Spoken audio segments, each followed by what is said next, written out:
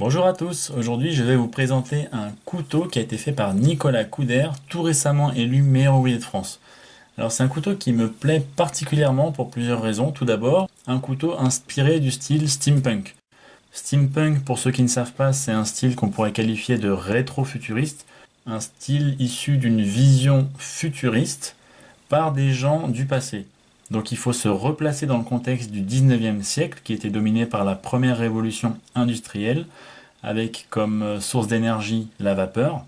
D'ailleurs, le style steampunk vient de steam, qui veut dire vapeur en anglais.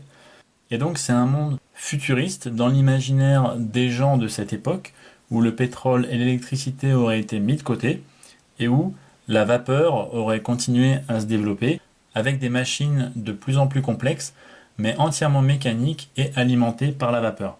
Pour vous imaginer le steampunk, c'est tout à fait la représentation du monde que Jules Verne fait dans ses récits. D'ailleurs, c'est un style qui est vraiment apparu dans la littérature en premier. Et Jules Verne est sans doute l'un des fondateurs de ce style steampunk. Voilà, alors petit rappel du steampunk fait, on va regarder ce couteau d'un petit peu plus près. C'est un mécanisme à cran forcé avec une lame de presque 8 cm pour un total d'un peu plus de 17 cm. Donc c'est un petit couteau, mais qui ne fait pas si petit que ça en main, avec un poids de 86 grammes. Première chose qu'on remarque, donc, c'est ce manche qui est très original, entièrement réalisé en laiton, avec une incrustation en bois de fer et des engrenages de chaque côté qui représentent bien le style steampunk, encore une fois. Et là, ce que je trouve que Nicolas a vraiment très bien réussi, c'est qu'il a fait une version très sobre du steampunk. La sobriété étant vraiment le contraire du steampunk. En général, on a énormément d'engrenages, c'est des machines... Enfin, c'est dans l'imaginaire des machines très complexes, avec des composants de partout.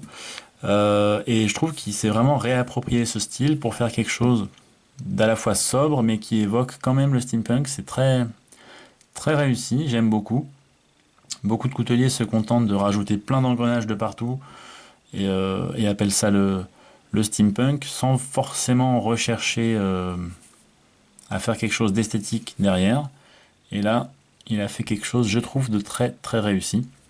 L'insert en bois de fer est vraiment très bien ajusté, on sent absolument pas de démarcation. Et c'est la même chose pour les deux côtés. Alors j'ai bien nettoyé ce couteau avant de faire la vidéo, mais on voit que là le laiton recommence déjà à s'oxyder quelques jours après, avec le contact avec la main. Ça fait une oxydation assez jolie, mais je voulais que le couteau soit propre pour vous le présenter, comme si il était neuf. Voilà, donc ça c'est pour le manche. Concernant la lame, on a une émouture creuse avec cet arrondi juste ici et une émouture qui remonte vraiment jusqu'au haut de la lame. Et ça c'est vraiment typique du style de Nicolas Couder. C'est ce qui fait que j'adore ces lames qui sont vraiment reconnaissables. On pourrait enlever le logo, juste voir la lame et reconnaître qui l'a faite.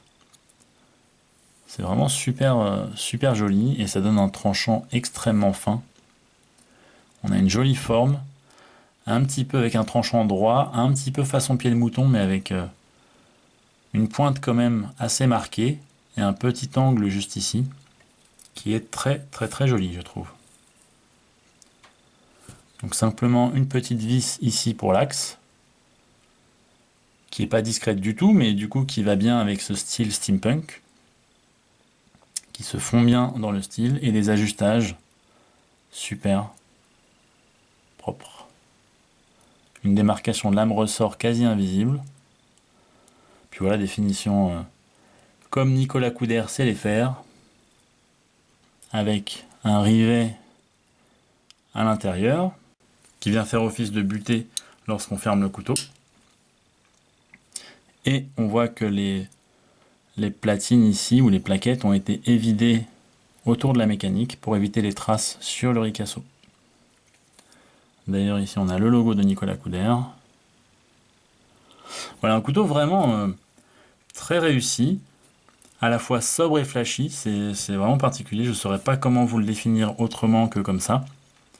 Et il a fait d'autres couteaux dans le style steampunk, mais il me semble que celui-ci, c'est le tout premier qu'il a réalisé. Et d'ailleurs, c'est un de mes préférés. Donc voilà, pour toutes ces raisons, il a une valeur assez particulière. Voilà, j'espère que cette vidéo vous a plu.